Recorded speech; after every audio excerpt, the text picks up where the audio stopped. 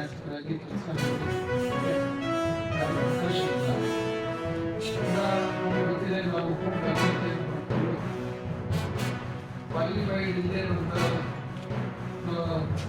ಸಿದ್ಧೇಶ್ವರ ಸಂದರ್ಭದಲ್ಲಿ ನಾವು ಇಂಗ್ಲಿಷ್ ಮಾಡೋ ರಂಗಗಳಲ್ಲಿ ಅದಕ್ಕೆ ಇರ್ತಕ್ಕಂಥವರ ನಮ್ಮ ನಿರೀಕ್ಷೆ, ನಮ್ಮ ಸಂಖ್ಯೆ ನಂಬುವುದಾಗಿ ಯಾರು ಅಂತ ಸಂದರ್ಭದಲ್ಲಿ ನಾವು ಕಲ್ತ್ಕೊಂಡು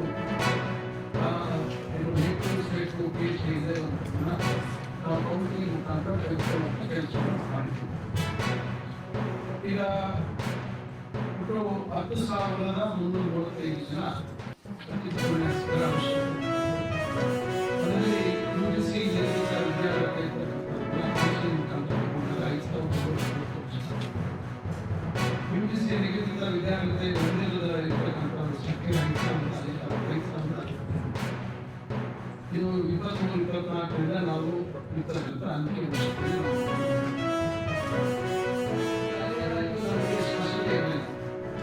ಅಷ್ಟೇ.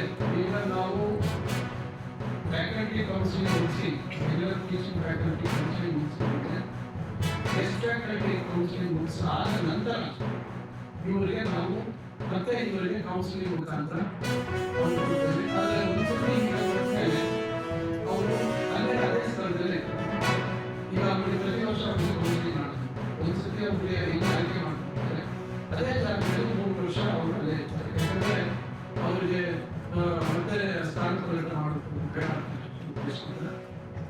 ಮತ್ತೆ ಈಗ 1 ವರ್ಷದಿಂದ 5 ವರ್ಷದವರೆಗೆ ಅವ್ರಿಗೆ ನಾವು ಬ್ರಿಡ್ಜ್ ಕೋರ್ಸ್